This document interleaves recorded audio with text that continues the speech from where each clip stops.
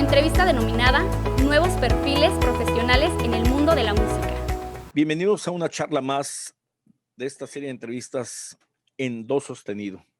En la entrevista de hoy tenemos a un gran músico, el maestro Rocino Serrano, con una amplia experiencia en su carrera musical, una carrera llena de trabajo y obviamente de talento. Y hablar de o leer su currículum creo que sería muy largo y yo quisiera que él nos fuera contando realmente este concepto que él quiere compartir con nosotros, que es nuevos perfiles profesionales en la industria de la música. Maestro Rocino, muy buenos días. Me da mucho gusto saludarte el día de hoy. Maestro Rocafuerte, un gusto enorme estar contigo después de tantos años. Volvernos a encontrar, estoy encantado de saludarte y muy agradecido por el espacio para que conversemos un ratito. Gracias, maestro. Mira, como te decía anteriormente, estas pláticas están hechas para que los jóvenes que están en el conservatorio o que salieron o incluso profesionales de la música ya, digamos, encuentren una variedad de opciones dentro de lo que tú mismo dices que es la industria de la música. Yo quisiera comenzar el día de hoy precisamente lo que está pasando en tu vida, que yo creo que tú mismo lo has expresado, es algo importante, es la nominación para el Grammy como mejor arreglo de la obra Huapanguito, ¿no? Entonces, tú haces, a partir de eso, haces una orquesta moderna. Y entonces quiero que nos platiques un poco el concepto de la orquesta moderna, nominación que te están haciendo al Grammy, y bueno, todo el entorno que ha girado en todo este reconocimiento que ya de una vez es nominado, pues es obviamente un reconocimiento a tu gran talento, trabajo y sobre todo, bueno, al arreglo que has hecho de esta obra. Bueno, ¿por dónde empezaremos? La Orquesta Moderna es mi proyecto personal. Es una orquesta de jazz, una big band, a la que agregué algunas extensiones, como una sección de cuerda y la integración de algunos instrumentos solistas, en algunos casos no tan usuales en el contexto de una orquesta de jazz, como son instrumentos mexicanos como la vihuela, la guitarra de golpe, la armónica, los salterios. Es mi proyecto personal después de, pues, ¿cuánto llevamos, Paco? Profesionalmente activos, más de 30 años. En los que pues los derroteros de la vida me han llevado a hacer una variedad, cumplir con una variedad de funciones y a explorar una variedad de facetas posibles dentro de la profesión de la música. Recordarás que estudiamos juntos la carrera de piano, piano clásico. En aquel momento yo también, igual que tú, tenía el propósito, mi tirada era prepararme para ser concertista. Hicimos mucha música de cámara, y bueno, agradezco desde luego muchísimo haber tenido una formación clásica sólida. Posteriormente, tuve otras inquietudes para desarrollarme profesionalmente como pianista, no solo de música de concierto, sino también explorando otros géneros, el jazz, el rock, la música afroantillana, por un lado. Por otro lado, como compositor, y compositor de música, principalmente de música aplicada, que así se le llama, a diferencia de música absoluta, que es hacer música para que sea tocada en conciertos. Yo me he especializado desde muy joven en hacer música para las artes escénicas, la danza, el teatro y posteriormente el cine. He hecho la música para alrededor de 35 películas. Y bueno, pues uno no sé qué tanto decide para dónde quiere tirar su carrera, las cosas te van llevando y ciertamente pues las inquietudes de explorar, como hemos llamado esta charla, diferentes perfiles en la actividad profesional, es creo que lo que han caracterizado mi desempeño profesional a lo largo de estos 30, casi 35 años que llevamos trabajando. Después de trabajar como arreglista, productor, compositor de música de una película, de música para teatro, para un espectáculo multimedia, etcétera, etcétera, que son actividades en las que uno de alguna manera se mantiene tras bambalinas, en segundo término o en segundo plano, pues, y trabajando para un proyecto de alguien más.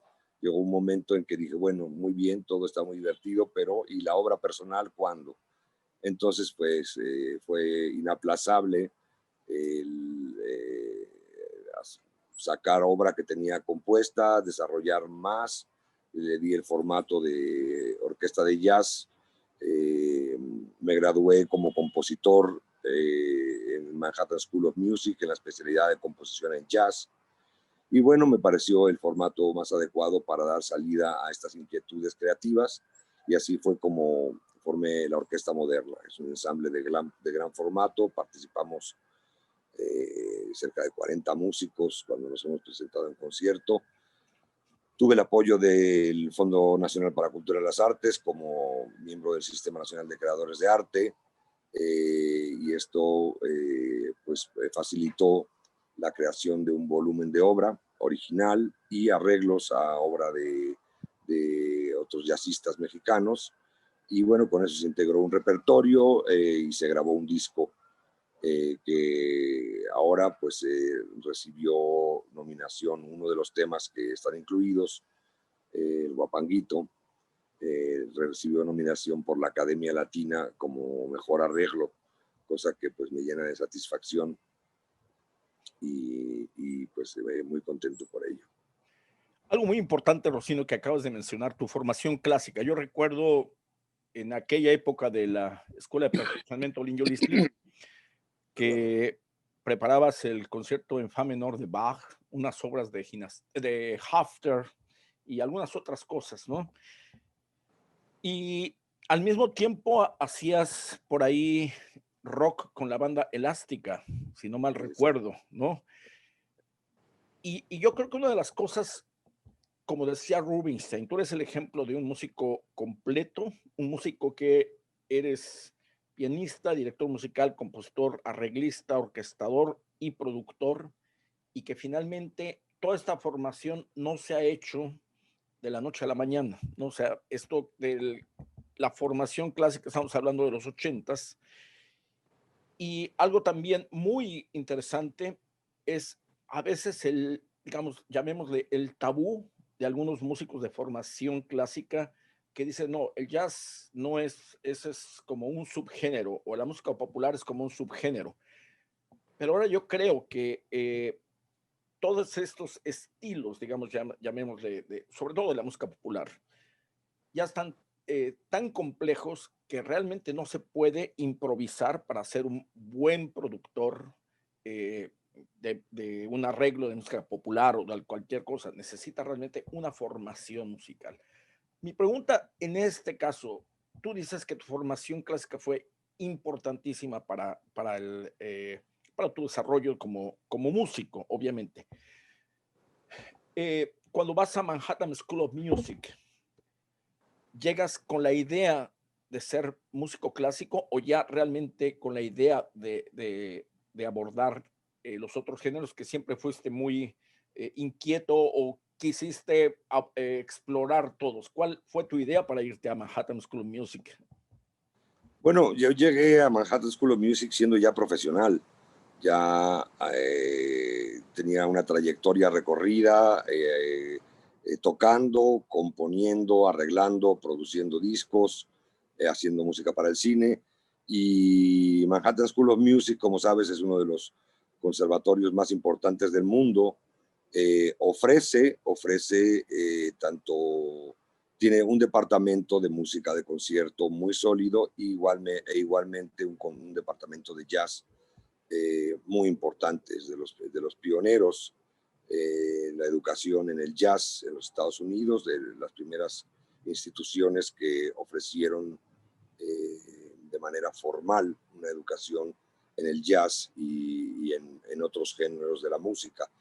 Existe desde luego un prejuicio Cuando yo llegué a Manhattan School of Music, iba decidido, me pareció que la carrera en composición en jazz era lo que más se adecuaba a mis necesidades para completar mi formación.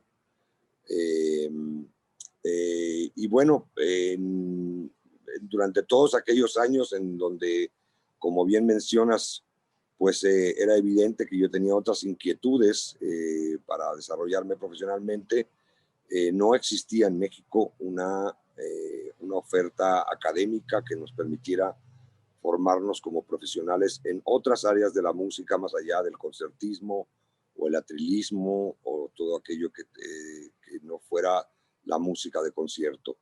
En otros países, llámese los Estados Unidos, bueno, esto se ha atendido desde décadas atrás, cuando menos desde los años 60, se ofrecen programas de estudio en jazz en los conservatorios más importantes.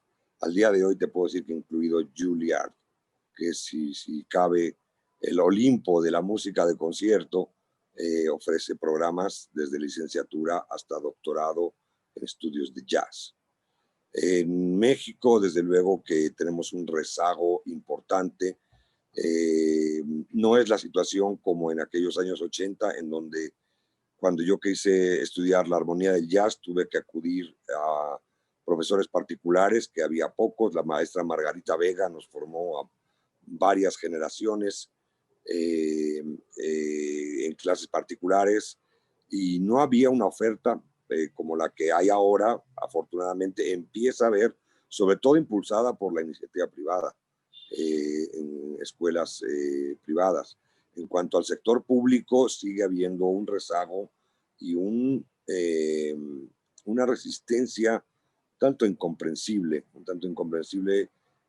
respecto a esta necesidad que enfrentan muchos jóvenes estudiantes de la música y que quieren aspirar a desarrollar una carrera profesional en otros ámbitos que son, perdón, pero igualmente legítimos, igualmente válidos y en muchos casos, pues que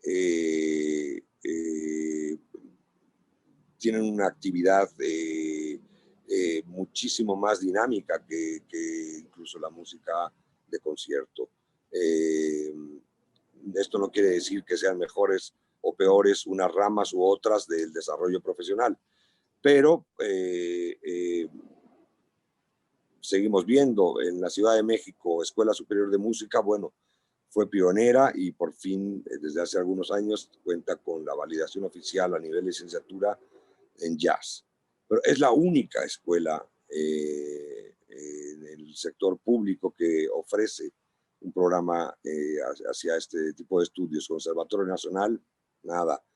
Y en la ahora Facultad de Música, que fue mi alma mater, antes de encontrarnos tú y yo en la Escuela Vida y Movimiento, cuando yo llegué de España, que ya venía con unos años de estudiar en el Conservatorio de Madrid, el piano clásico, yo pasé un par de años por la entonces Escuela Nacional de Música. Bueno, al día de hoy, con mucho orgullo te puedo decir que imparto la única materia curricular vinculada al jazz en el programa de estudios que se ofrece en la Universidad Nacional Autónoma de México, en la Facultad de Música.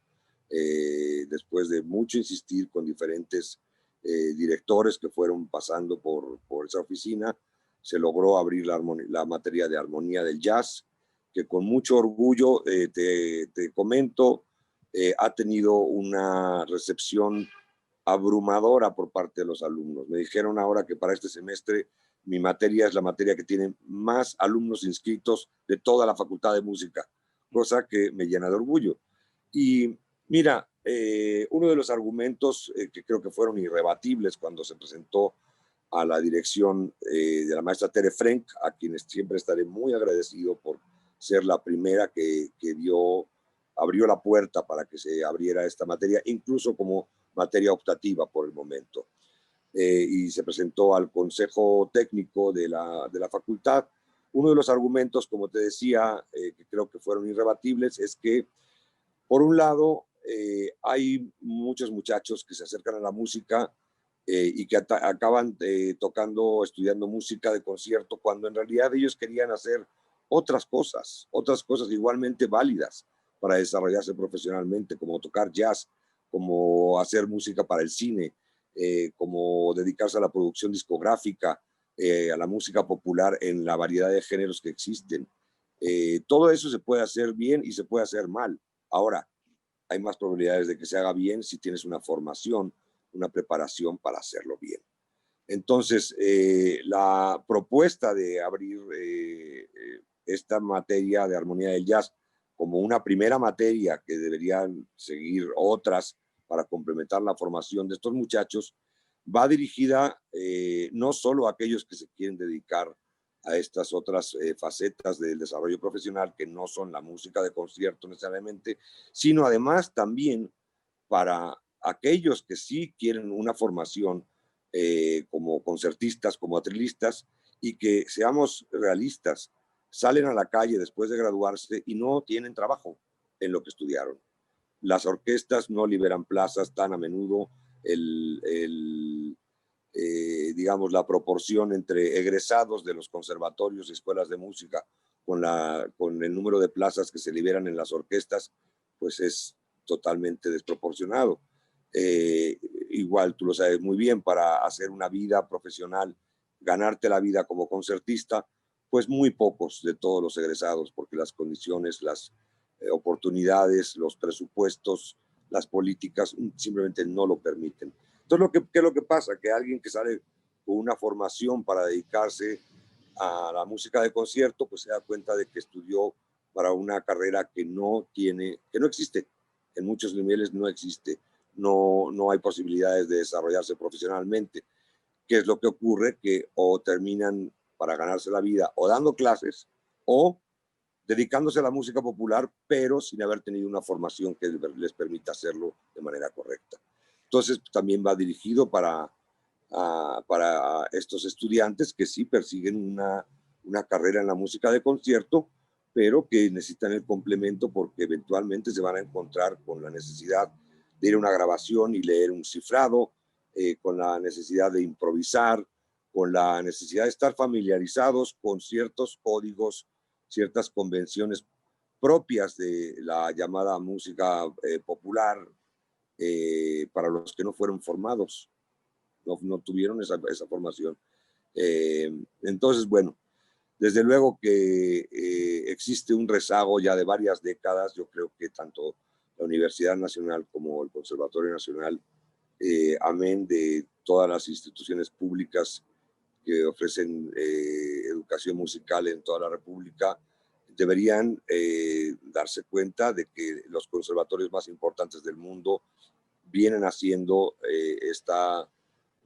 han extendido su oferta académica también hacia el jazz y la música popular desde hace décadas, y tenemos un rezago importante. Un comentario a lo que viene, Rocino. Hace pues ya muchos años, un colega me platica muy entusiasmado que lo habían contratado para una gira de uno de los cantantes populares de época, ¿no? Y le iban a pagar muy bien, una cifra que incluso superaba por mucho lo que ganaba un músico en la orquesta sinfónica como principal, o ya no digamos como maestro de tiempo completo de la sinfónica, y esto era casi por día. Y como a la semana me lo vuelvo a encontrar y me dice, ¿pero qué pasó? Bueno, es que llegué al ensayo y no pude leer los cifrados, ni pude leer todas las guías rítmicas que exigía, la música. Y yo pedía, bueno, inocentemente me decía, yo quería ver si no tenía una partitura donde se seguía todo. Dice, y el productor musical dijo, no, es que aquí el cantante puede retenerse, alargar, adelantarse, y tú tienes que ir leyendo, pero sobre todo la cuestión de los cifrados, que no tiene nada que ver con el cifrado clásico que a veces nos enseñan, ¿no? Y otra de las experiencias también es pues todos nuestros cantantes de México, la mayoría sueñan con ser solistas, de orquestas, o ser las divas o divos de la ópera nacional, que en este momento está un poco complicado hablar de ese tema, pero no se dan cuenta que hay otras opciones, ¿no? Incluyendo la comedia musical, que es otro tema muy aparte, a donde se puede desarrollar. tú te vas a Nueva York y haces una carrera en serio. Te vas a Nueva York 7 años de arduo trabajo y no te vas a hacer un curso de una semana y regresas con la bandera de productor.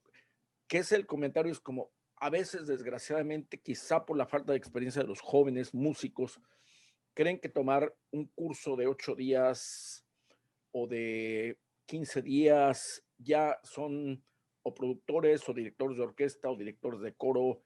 Y bueno, a lo mejor sirve para ver otro punto de vista. Pero en estos 7 años, Rocío Serrano se va a Nueva York y tiene no nada más la formación musical, digamos, de Manhattan School of Music, sino que trabajas al lado de grandes músicos, de grandes maestros. ¿Qué es lo que realmente recuerdas de esa formación? No quiero utilizar el término de comparado a México, sino qué encuentras de todo lo que es ahora una nueva formación para ti, que me dices que ya había sido como profesional. Entonces, tus maestros, que preferiría que tú nos contaras un poco sobre ellos, pero ¿qué encuentras? ¿Qué ves? ¿Qué descubre Rocío Serrano en Nueva York? Bueno, es la capital cultural del mundo, ¿qué te puedo decir? Y tuve la fortuna, bueno, primero que nada, de estudiar pues, con grandes maestros que imparten clase en esta institución. Fue curioso, yo era ya, me fui con 30 años, 32 años a estudiar,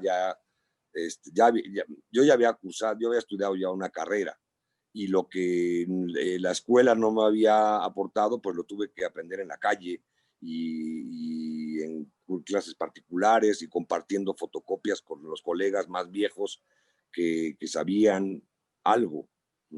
Esa es la situación en la que me encuentro en México y pues tuve la necesidad de formalizar toda una serie de actividades profesionales que ya venía yo desempeñando sin haber tenido la formación académica adecuada para ello, ¿no? Entonces, bueno, era de alguna manera también saldar una deuda interna conmigo mismo de poderme graduar como compositor. Y bueno, pues desde luego que con la curiosidad, la inquietud y la tremenda emoción de ir a estudiar con músicos que había admirado desde años atrás, ¿no? Eh, eh, Desde luego que no desestimo para nada. Fui muy afortunado también por la formación clásica que recibí tanto en España como aquí en México. Tuve grandes maestros, nuestro maestro Edison Quintana. Eternamente le estaré agradecido por la cantidad de música que nos enseñó el maestro. En aquellos años de la Olinio Listli, la Escuela Vida y Movimiento, te acordarás, fueron años gloriosos, Paco. Había mucho dinero en esa escuela Claro. metido. Todos estábamos becados, estudiábamos todo el santo día, todo el día estábamos haciendo música de cámara, hacíamos conciertos, nos llevaban a tocar por todos lados con orquestas, en grupos de cámara. Eh, el maestro Mario Lavista me dio clases de análisis y de composición, y para mí fue antes y después. Grandes maestros que nos tocó tener en aquella escuela, en aquellos años. El Cuarteto Latinoamericano daba clases de música de cámara. ¿Dónde se ha visto? Grandes músicos y por ello estoy muy agradecido con esa formación. Y yo ya llegué pues formado como músico, ya con experiencia profesional, con una edad un poco mayor que la mayoría de mis compañeros. Y curiosamente pues se daba que mientras estaba estudiando, mis propios profesores eran mis colegas porque o me contrataban a mí para trabajos o los contrataba yo para llevarlos a grabaciones, para producciones discográficas, en fin, entonces también se tejieron relaciones de amistad, además de profesionales muy entrañables con personajes con los que sigo manteniendo amistad y vínculos profesionales. Bobby Sanabria, Michael Abene, Richard Stossman, grandes figuras del jazz, a quienes admiro y bueno, pues así fue como se dieron las cosas en Nueva York. Me gradué, yo me quería quedar en Nueva York, tuve varios estudios, varias compañías, haciendo una variedad de cosas. Fui director musical de un teatro en el Thalies Spanish Theater. Empecé a hacer cine, ya largometrajes estando allá. Y bueno, una variedad de actividades, mucha música para publicidad, por ejemplo. Le dices a alguien en el medio académico, ay, la música para jingles, pero eso es música menor, hay un prejuicio.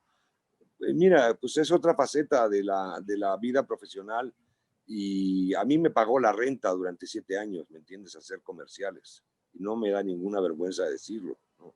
Y igual que se pueden hacer mal, se pueden hacer bien, y uno trata de hacer las cosas bien, y pues participé en campañas publicitarias importantes. No es de lo que más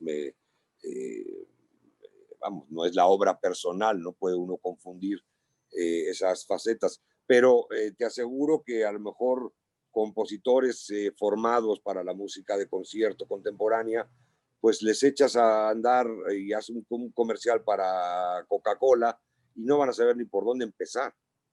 ¿Por qué? Porque no han tenido la formación y porque vienen de un modelo académico que básicamente desprecia todo aquello que no es la música de concierto.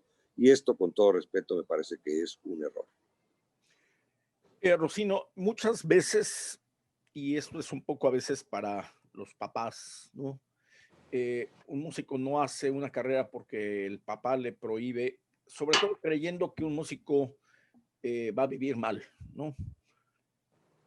Yo recuerdo por ahí una anécdota de Gershwin con Ravel, que viene Ravel a los Estados Unidos y Gershwin va y le pide clases, ¿no? Y obviamente Ravel sabía quién era George Gershwin en ese momento en Nueva York, sus éxitos, y le dice, señor Gershwin, antes de que le diga yo sí o no, dígame usted cuánto gana. Y bueno, Gershwin le dice una cantidad estratosférica, no era en ese momento el gran Gershwin, pero como recordarás, su formación misma, incluso la Rapsodia en Azul, no la orquesta él, sino Grofé, porque él no tenía mucha habilidad para la orquestación en ese momento, ¿no? Y entonces Ravel le dice, bueno, con lo que gana usted, yo preferiría tomar clases con usted, ¿no? Por lo que ganaba Gershwin, ¿no? Y bueno, la anécdota termina diciendo que Ravel le dice, yo prefiero que sea usted un buen Gershwin y no un segundo Ravel. Pero en este sentido, tú has sido productor de muchos cantantes también digamos, de música popular, llamémosle así, o cantantes con un gran reconocimiento popular, Tania Libertad, todos los demás. Y obviamente ahí está tu trabajo, tus estudios, pero tú puedes decir que un músico en México bien formado, con trabajo, con talento, con enfoque, tiene acceso a tener, digamos, buenos honorarios por su trabajo. O sea, vives, digamos, como se dice, decorosamente. Eso es como que una pregunta para que los papás entiendan que el músico es un profesional y que puede ser, pero quisiera que tú no lo dijeras. Mira, desde luego que como todas las carreras es difícil, hay que trabajar duro, nada viene regalado, uno se lo tiene que buscar, y también te diré que sí se puede hacer eh, una, una carrera, se puede vivir bien de la música, eh, tal vez no tan fácilmente como en otras profesiones, ¿no? Tengo hermanos que se han dedicado a otras cosas, a las leyes, a la economía, y te aseguro que yo trabajo más que ellos, pero ellos ganan mucho más que yo. Y mira que no me quejo, he podido sacar adelante una familia, pagar los estudios de mis hijas, no tenemos una vida boyante de lujos, ni mucho menos, pero hemos podido salir adelante haciendo lo que sé hacer, ¿no? Hay siempre la incertidumbre, yo nunca he vivido con un cheque de quincena a quincena, con la seguridad de que este mes vaya a poder pagar la renta. Afortunadamente la música, bendito arte, pues unos meses mejor, otros meses peor, pero hemos logrado salir adelante y llevo pues cerca de 35 años dedicándome a esto y no he hecho otra cosa más que música en diferentes facetas. Eso sí, he tenido que diversificar mi profesión. Por eso aquello de los nuevos perfiles profesionales, ¿no? Haciendo una sola cosa, pues creo que pues no es suficiente. Desde luego que podría estar mucho mejor pagado lo que hacemos como músicos. Es una industria, como decíamos al principio, que genera grandes cantidades de dinero. Y por industria me refiero no solo a la música popular, también la industria de la música de concierto, ¿no? Y bueno, en algún lugar se queda el dinero, como siempre, no llega a los pues a los artífices de la música que se consume, que se produce. Pero bueno, no me puedo quejar, ha sido una vida afortunada la que he llevado. No tengo, te voy a ser muy honesto, no tengo un peso ahorrado. No sé que el día que yo no pueda seguir trabajando, cómo vamos a sobrevivir. Como en otras carreras a lo mejor pues se prevé o he vivido al día toda mi vida, pero he vivido y en la mayor parte de los casos todos mis trabajos han sido satisfactorios, gozosos y estoy orgulloso de lo que he hecho en la mayoría de los casos, de todo lo que ha ocurrido en estos años. Bueno, por alguna razón dicen que a veces los músicos somos los peores administradores, ¿no? Pero también yo les comentaba, bueno, es que no es eso, es que cuando estás primero en formación, un libro de música no cuesta tan barato a comparación de a lo mejor de otros. Si eres flautista, pianista, eso, y quieres acceder a un piano de mayor calidad, un piano, digo, de buena calidad te cuesta mucho más que un coche, ¿no? Y obviamente en México nuestros costos se elevan porque en Estados Unidos quizá los costos son un poco más bajos en los instrumentos, pero yo creo que el músico también tiene que invertir mucho, ¿no? Y sobre todo invertir mucho trabajo diario para poder hacer esto. Tú eres una persona muy solicitada y demandada como músico, como productor, como maestro, ¿no? Tu trabajo en el TEC de Monterrey, ¿en qué consiste? ¿Qué has realmente propuesto para una institución que se ha caracterizado por otro tipo de carreras, ¿no? Sí, justo de eso del TEC, ahora me quedé pensando que te quería comentar.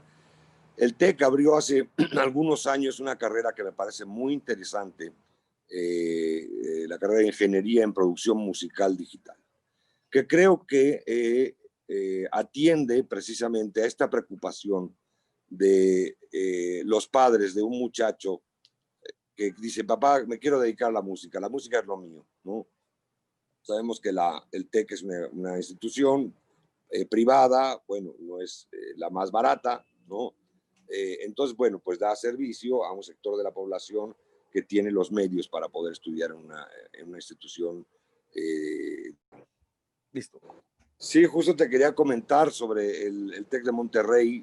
Creo que de manera muy acertada abrieron hace cosa de 10 años una carrera que he acompañado desde sus inicios, la carrera de Ingeniería en Producción Musical Digital, que creo que surge como una respuesta precisamente a estos muchachos que quieren aspirar a hacer una carrera en la música y el papá le dice, ¿cómo crees? Te vas a morir de hambre. Eso no es una carrera. Estudia primero una carrera seria y después haces la música, ¿no? Como si la música no fuera una carrera seria, ¿no? Entonces, bueno, en efecto que enfrentamos dificultades, es un medio muy difícil para sobrevivir, para tener una vida digna en la profesión de músico, en cualquiera de sus facetas. Como te decía hace un rato, en mi caso he tenido que diversificar y explorar muchas áreas para poder salir adelante. Y bueno, me parece muy acertado por parte del TEC dar esta posibilidad para tranquilizar a los papás que tienen un hijo que se quiere dedicar a la música y que están preocupados porque no va a poder ganarse la vida.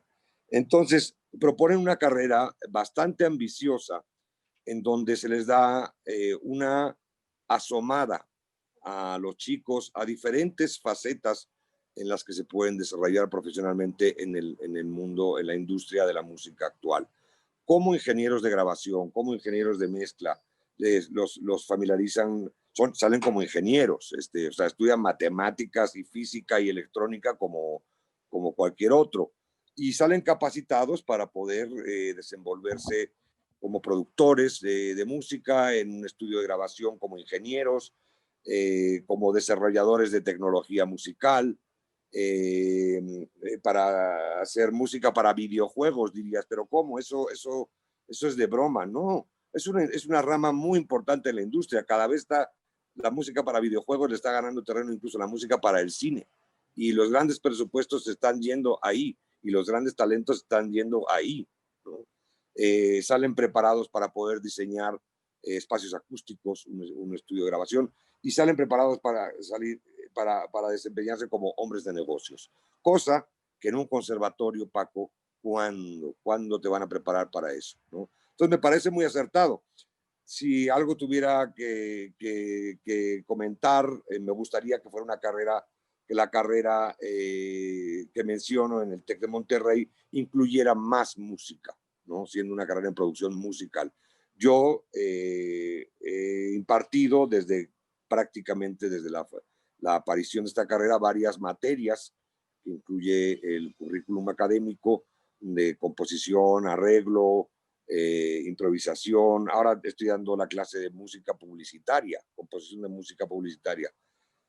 Estoy seguro que algunos colegas más orientados a la música de concierto contemporánea dirían, pero qué horror, y se ve con mucho desprecio. Sin embargo, un muchacho a lo mejor haciendo la música para un comercial se puede ganar en una semana lo que otro compositor no gana en 6 meses.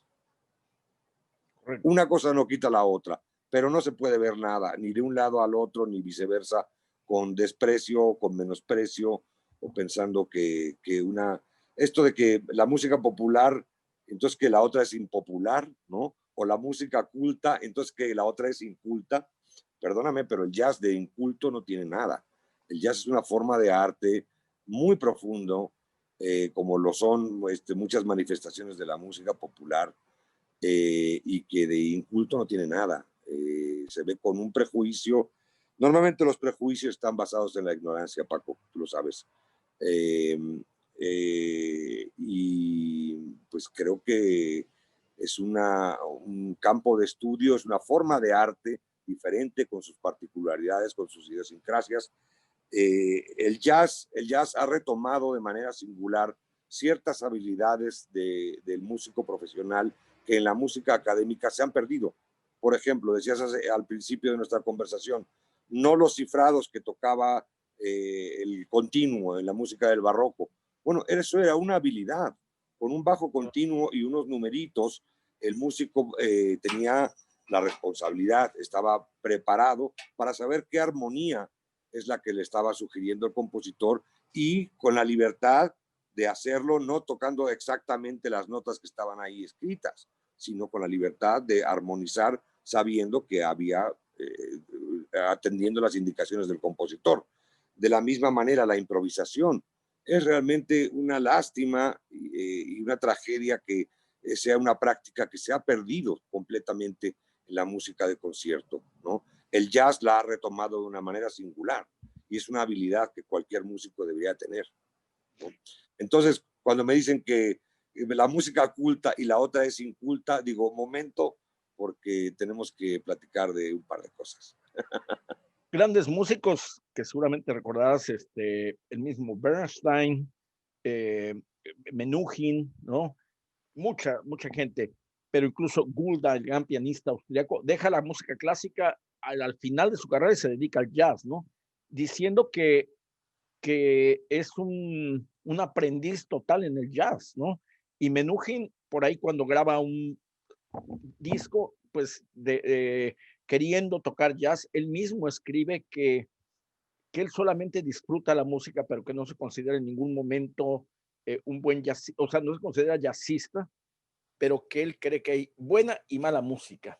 Y por ahí decía, por ejemplo, en alguna entrevista, Menuhin dice, bueno, es que dentro de los grandes compositores que podemos decir, también hay música muy mala, ¿no? Y él disfrutaba mucho tocar música popular.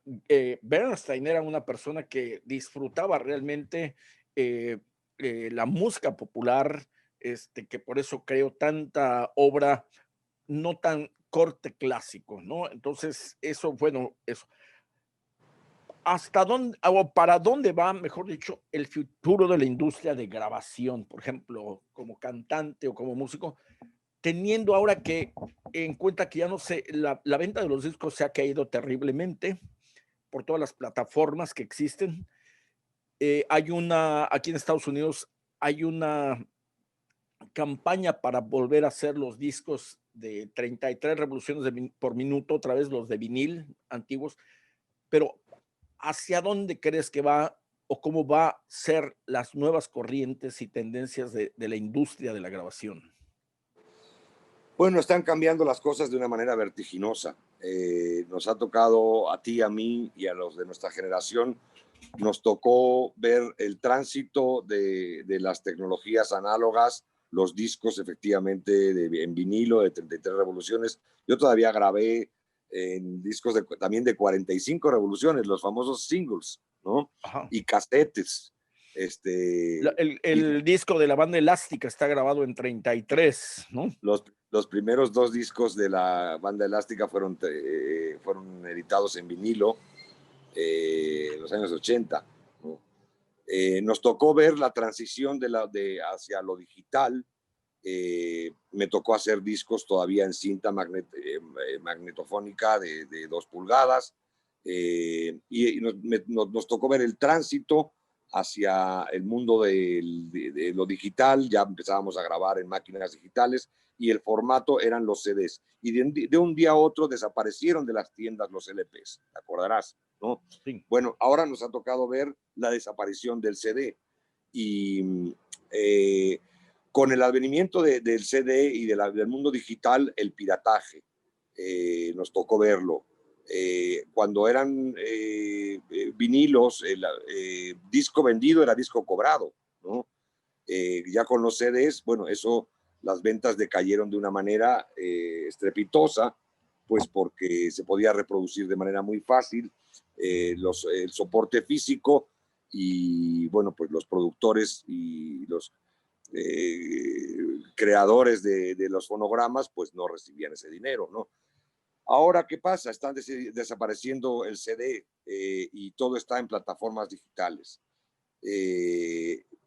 Cobramos, creo que milésimas de dólar por cada reproducción de nuestra música en las plataformas digitales, y es una industria poderosísima. Alguien se está llevando el dinero, desde luego, ¿no? Antes se hacían los discos, se hacían los conciertos para vender discos, porque ahí es donde estaba el dinero. Luego hacíamos los discos para poder vender conciertos, ¿no? Ahora ni siquiera podemos hacer conciertos porque estamos encerrados, ¿no? Particularmente este año ha sido una tragedia para el mundo del espectáculo. Mucha gente lo está pasando mal, a todos nos ha afectado no poder salir a tocar, y bueno, para quien no tiene otros medios de supervivencia más que los escenarios, pues la situación es trágica, ¿no? Me dices, ¿para dónde va el futuro? Es curioso, pero en un momento en que ha dejado de ser lucrativo como lo fue en otros años, el medio discográfico, es cuando más música se está produciendo. ¿Por qué? Porque el acceso a los medios tecnológicos que lo permiten se ha democratizado. Tú hoy puedes hacer un disco y ganarte un Grammy y grabaste el disco con tu teléfono. Lo mismo puede ser una película con tu teléfono y ganarte un Oscar, ¿no? Está al alcance de la mano de cualquiera, mientras que en otros tiempos hacía falta presupuestos grandes que solo las disqueras te podían aportar para entrar a un estudio de grabación y poder hacer un producto discográfico. Curiosamente, cuando menos dinero se gana de los discos es cuando más se está produciendo. Por ese lado creo que es bueno que la gente esté produciendo y produciendo y produciendo música y que haya acceso. Ya no tienes que ir a comprarte el disco y ahorrarte de la quincena para que a fin de mes me compro el disco que he estado esperando todo, ¿no? Tanto tiempo. Ahora, a distancia de un clic, puedes oír virtualmente todo lo que está editado a través de la internet. No sé bien qué es lo que va a pasar, pero si deja de ser económicamente atractivo en alguna medida, yo sospecho que hay cosas que se van a dejar de hacer, ¿no? No es que todo lo hagamos por dinero, pero también tenemos que pagar la renta, ¿no? Claro. Entonces, y ya se vuelve, esta profesión de repente se vuelve un hobby, ¿no? O sea, hacer los discos como sea cuesta dinero. Hay que pagar músicos, hay que pagar arreglistas, hay que pagar productor, hay que pagar estudios, hay que pagar ingenieros. Y si eso no se encuentran los canales para que sea, si no lucrativo, cuando menos que no sea pues oneroso gastar en producir la música, pues la tendencia sería a que desapareciera. No lo sé, no sé qué es lo que va a pasar, pero las cosas tienen que cambiar. Se tiene que legislar, se tiene que controlar a los casi monopolios que están distribuyendo digitalmente la música. Son grandes negocios, alguien se está quedando con la lana, ¿no? Y ese alguien no somos los que producimos la música que se escucha. Entonces, algo tiene que cambiar para que podamos seguir haciendo las producciones y puedan seguir llegando a las audiencias, ¿no? Y ese algo pues tiene que ver con que se nos retribuya justamente. Últimas dos preguntas.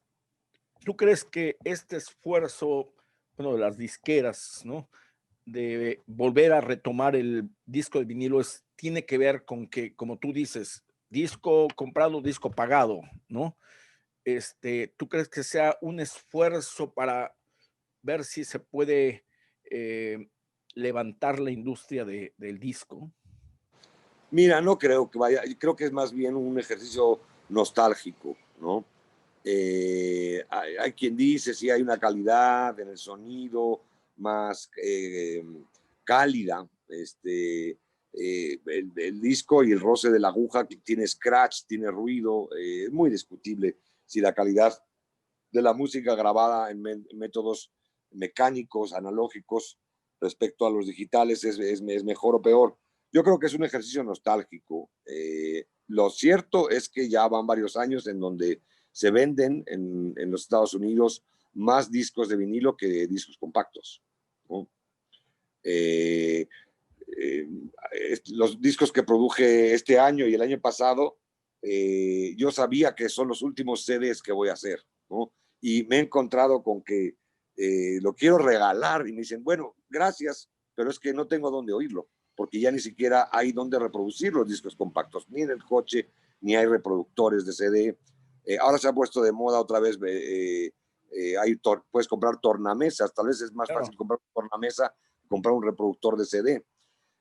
No creo que vayamos a volver al disco de acetato. Qué bueno, es una tecnología bonita, tiene su encanto, creo que en un sentido más romántico, ¿no? Pero no, la distribución más a nivel masivo de la música va a seguir siendo a través de medios digitales y creo que ahí es donde se tiene que regular para que las ganancias que se generan por el uso de la música que se reproduce a través de estos medios lleguen esas ganancias a donde tienen que llegar. Última pregunta, bueno, y como decíamos al principio, es una entrevista que queremos que llegue sobre todo a los jóvenes que tengan un parámetro, un umbral de posibilidades de lo que es la industria de la música, no necesariamente la música de concierto, que bueno, los que lleguen a ser concertistas, atrilistas, pues es parte de, a lo mejor, de su objetivo. Tú nos has hablado realmente de una industria de la música a donde los jóvenes pueden dedicarse a diferentes facetas. Aquí en los Estados Unidos, en las universidades están los famosos advisors, los consejeros de las universidades, que cuando tú entras a la carrera de música o cuando estás a la mitad y no sabes para dónde correr, ¿no? Porque también aquí mucha gente llega con la idea del concertismo, pues de alguna manera te dan un consejo. A ver, tu perfil da para esto, como tú decías. Yo me fui a Manhattan y quería eh, dedicarme al jazz, ¿no? Si tú fueras un advisor ahorita para todos los jóvenes que esperemos que te vean, y con toda tu experiencia, que sería muy complicado leer todo lo que has hecho, que obviamente antes de esa entrevista lo vamos a leer, ¿cuál sería un buen consejo para los jóvenes sobre la industria de la música, refiriéndome no al terreno clásico? O sea, ¿por dónde? Porque yo puedo estar a lo mejor en Chiapas o en Chihuahua y no saber, tener la idea de que yo quiero ser este tipo de músico con toda esta que estás platicando, pero ¿qué hago? ¿Dónde me dirijo? ¿Por dónde le empiezo? Porque si no me voy a meter al conservatorio otra vez y voy a hacer todo el terreno de hacer una carrera como músico de atril o músico acompañante, lo que sea. Pero ¿por dónde darías tú un consejo para esos jóvenes? ¿Cómo podrían encontrar su camino? Pues mira que hay que seguir la intuición del corazón y cada quien saber qué es lo que me va a hacer más feliz, por un lado. Por otro lado, también considerar cómo me voy a ganar la vida. Cuando se habla de estudiar jazz, no te creas que el jazz permite un modus vivendi tampoco bollante. O sea, del jazz vive muy poca gente, ¿no? Grandes jazzistas en Nueva York salen a tocar y se llevan a su casa $30 apenas para el taxi, ¿entiendes? En los clubes legendarios de jazz en Nueva York. Tampoco es así como el medio lucrativo. Lo que pasa es que ha sido alrededor del jazz que se han sistematizado las metodologías de enseñanza para estas otras músicas, para estos otros campos de desarrollo profesional, ¿no? Entonces, por eso es que se habla de licenciatura en jazz. Y también yo supongo que porque, bueno, todavía el jazz en algunos entornos en donde existen estos prejuicios y estas resistencias, se le tiene un poco más de respeto, ¿no? O sea, bueno, jazz sí, pero ya cumbia no, por favor, porque entonces ¿en dónde vamos a terminar, no? Hay mucho prejuicio. Y bueno, acercarse a programas en donde se enseña el jazz, creo que en general ofrecen el desarrollo de habilidades que les van a venir muy bien para desempeñarse profesionalmente en diferentes ramas de la actividad profesional de la música, que tal vez los conservatorios orientados a la música de concierto no les van a ofrecer, ¿no? Y esto pues no es nada más tocar el mainstream jazz o el straight ahead jazz. Estás formado en el jazz, pero pues sales capacitado para hacer otras cosas, tocar una variedad de géneros, improvisar, arreglar, hacer música para los medios, producir, estar en el mundo de la producción discográfica. En fin, eso es lo que veo que los programas educativos alrededor del jazz están ofreciendo. Entonces, bueno, pues volviendo a la primera parte de mi respuesta, hay que buscar la felicidad en la vida y tener los medios para subsistir facilita nuestro encuentro de la felicidad. Entonces, ese sería mi consejo. Maestro, pues muchísimas gracias. Te damos las gracias en nombre de la Universidad Autónoma de Sinaloa, de todas las instituciones que van a hacer posibles esas entrevistas, que como digo y repito, esperemos que sea en beneficio de todos los jóvenes músicos, todos los que ya están en formación, todos los que quieren encontrar, sobre todo con esta entrevista, lo que nos has expuesto, la nueva la industria, la enorme industria de la música, que no se reduce nada más a la música de concierto, ¿no? Y que, pues, como tú dices, hay que estar abierto a toda la música, ¿no? Y te lo agradezco mucho, Rocino. Siempre ha sido un gusto convivir Paco, contigo. Y vuelvo igualmente, a recordar aquellas épocas de tu concierto en Fa menor de Bach, que yo tuve la oportunidad de acompañártelo, y tu entusiasmo como maestro en la escuela de iniciación musical, todas las inquietudes que tú tenías desde muy joven, y que felizmente vemos a un gran músico formado, un gran músico de veras, muy demandado, eh, muy admirado, y esperemos que muy pronto nos podamos saludar en persona y, y seguir sobre todo igualmente. disfrutando de todas tus producciones, que realmente son, pues llamémosle realmente unas obras de arte, todo lo que haces, ese talento, Muchas gracias. y bueno, vienes siendo una especie de un Hafter con otra dimensión, porque también, como el maestro Hafter, vienes de España y te quedas en México para compartir tu enorme talento con todos nosotros. Rocino, un abrazo, muchísimas gracias. Muchísimas gracias a ti, Paco. Un gusto. Cuídate Gracias, mucho. igualmente.